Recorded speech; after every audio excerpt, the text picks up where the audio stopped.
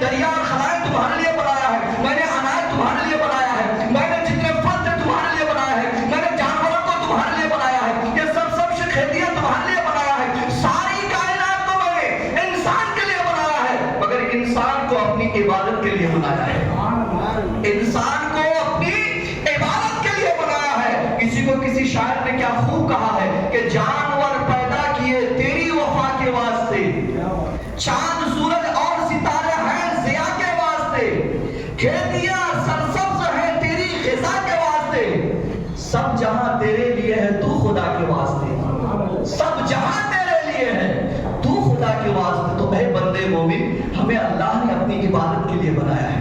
وَمَا خَلَقْتُ الْجِنَّ وَالْإِنسَ إِلَّا لِيَعْبُدُونِ، میں نے جن و انسان کو صرف اپنی عبادت کے لیے بنایا ہے۔ اچھا ایک بات یہاں پر رک کر میں عرض کر دوں، شاید آپ کو اچھا سمجھ میں ٹھیک ٹھاک آ جائے گا۔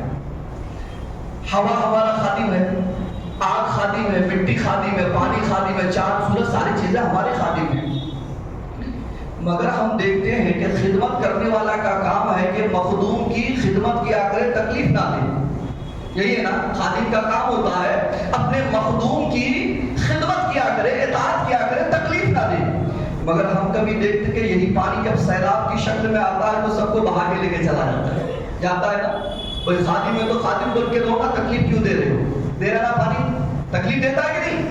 یہ آگ کا کام ہے ہماری خدمت کیا کرے، جو ہمارے فائدے کی چیزیں وہ کام کیا کرے، مگر یہی آگ جب کہیں سلک جاتی ہے تو گھر کے گھر جلا کر راکھ کر دیتی ہے، جلاتی ہے کہ نہیں؟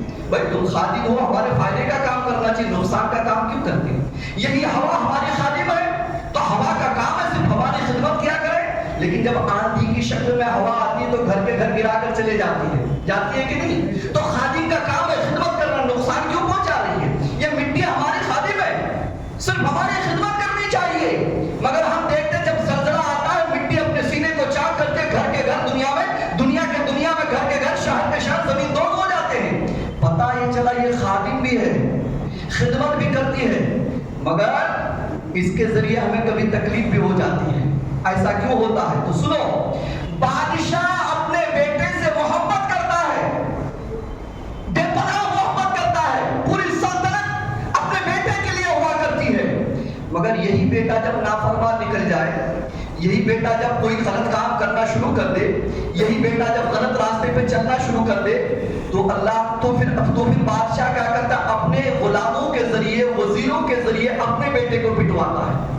تو وزیروں کا کام ہے شہزادے کی خدمت کرنا، وزیروں کا کام ہے شہزادے کے آگے پیچھے پھرنا، وزیروں کا کام ہے شہزادے کی اطاعت کرنا، مگر شہزادہ جب راستہ بھٹک جاتا ہے تو پھر وہی بادشاہ اپنے بیٹے کو انہی خادموں سے پٹواتا ہے۔ کیا آپ نے نہیں دیکھا اکبر بادشاہ نے انارکلی کی محبت کی وجہ سے سلیم کو پٹوایا، سزائیں دیا کہ نہیں؟ تاریخ آپ نے دیکھا ہے کہ انہوں نے اپنے بیٹے کو ہی تکلیف دیا اور سخت سزائیں دی، کیوں؟ چونکہ اس نے راستہ جب غلط اختیار کر لیا تو اس کو سزا دینی پڑی۔ تو پتہ یہ چلا کہ خادم کا کام ہے خدمت کرنا، مگر مخدوم جب غلط کرنا شروع کر دے تو اس خادم پھر کبھی کبھی مخدوم کو تکلیف بھی دیا کرتی ہے۔ تو میرے دوستو، آگ کا کام ہے ہماری خدمت کرنا، پانی کا کام ہے ہماری خدمت کرنا، ہوا کا کام ہے ہماری خدمت کرنا، مٹی کا کام ہے ہماری خدمت کرنا، لیکن بندہ جب اسی زمین پر غلط کام کرنا شروع کر دیتا ہے، اس ہوا کا غلط استعمال شروع کر دیتا ہے، اس آگ کا غلط استعمال شروع کر دیتا ہے، اس پانی کا غلط استعمال شروع کر دیتا ہے، تو اللہ تبارک و تعالیٰ نے جن چیزوں کو ہمارا خادم بنایا تھا انہی چیزوں سے پھر ہمیں پٹوا دیتا ہے، پھر پانی کو سیلاب کی شکل میں بھیجتا ہے، ہمیں احساس دلاتا ہے کہ اگر میں نے تجھے اس کے خدمت کے لیے، تمہارے خدمت کے لیے بنایا ہے تو یاد رکھنا غلط راستہ اختیار کرو گے تو انہی خادموں سے تجھے سزا بھی دلائی جائے گی۔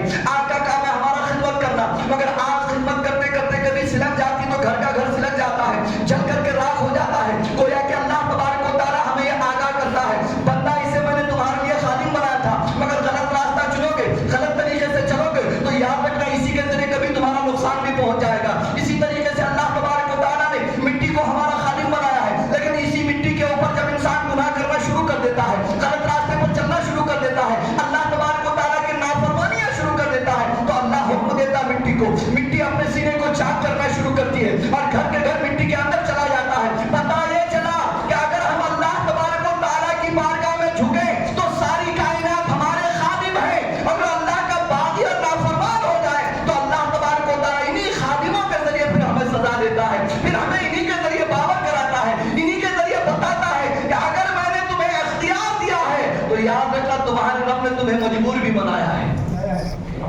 मुतलक इनान मत जाना, फिरौन मत बन जाना, कारून मत बन जाना, हामान मत बन जाना, शद्दाद मत बन जाना, वरना मैंने फिरौन को बादशाह देकर दरिया नील में डुबा दिया है।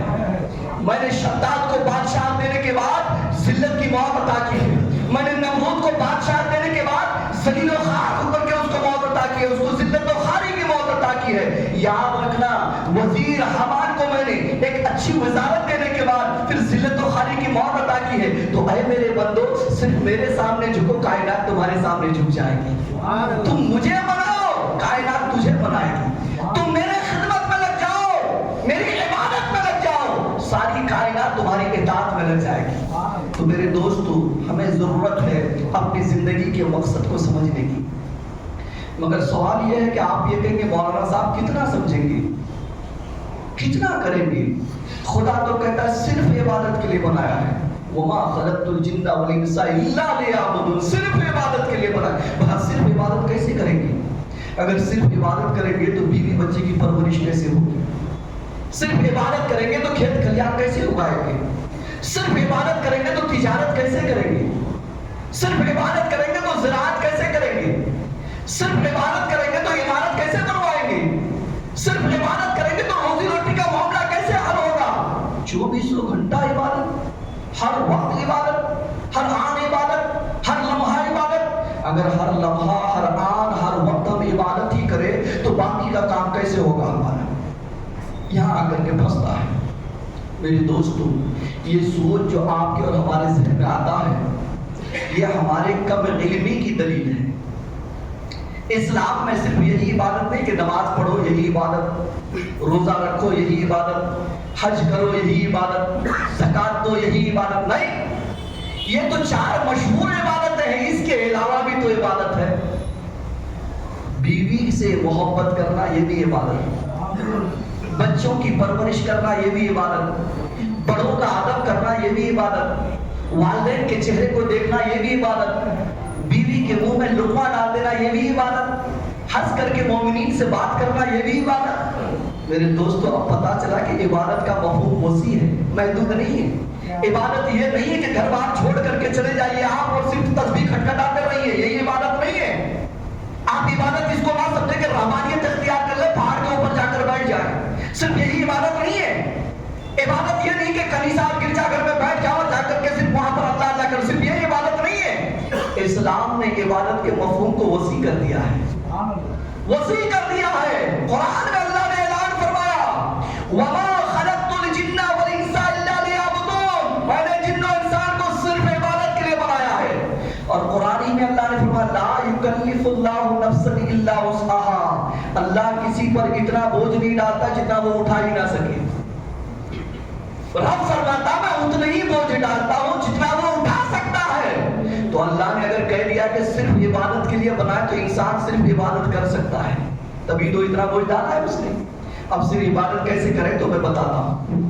फुक़हाए किराम बयान फरमाते हैं कि अगर कोई नमाज फजर पढ़ने के बाद ये इरादा कर लेता है कि नमाज फजर तो मैंने अदा कर लिया, अल्हम्दुलिल्लाह, अब जब वक्त होगा ज़ोहर का तो पहले ज़ोहर पढ़ूंगा फिर कोई काम करूंगा।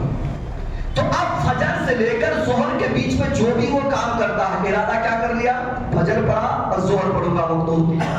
तो जैसे ही इंतजार सलात की नीयत उसने कर लिया कि ज़ोहर की मुझे इंतजार है, तो कहते जो नमाज के इंतजार का इरादा कर ले तो जितना इंतजार में वक्त गुजरता है वो सब के सब इबादत में शुमार होता है। ज़ोहर का टाइम हुआ, नमाज ज़ोहर अदा कर ली और करने के बाद फिर दिल में इरादा किया, मौला अल्हम्दुलिल्लाह मैंने ज़ोहर अदा किया, जैसे ही असर का वक्त होगा नमाज असर पढ़ूंगा फिर कोई काम करूंगा। अब ज़ोहर से असर के बीच में वो बीवी बच्चे के पास बैठ रहा है, हंस खेल रहा है, बातें कर रहा है, बाजार जा रहा है, घर आ रहा है, ये चलत फिरत जितना होता है अल्लाह ताला सबको इबादत लिखता है। असर पढ़ लिया, पढ़ने के बाद उसने इरादा किया इंशाअल्लाह मगरिब का टाइम होगा तो पहले नमाज पढ़ेंगे फिर कोई काम करेंगे। इरादा कर लिया कि मगरिब का मुझे इंतजार है। तो जैसे इंतजार सलात की उसने नियत कर ली, अब असर और मगरिब के बीच में जो भी जायज काम करता है अल्लाह फरिश्ते को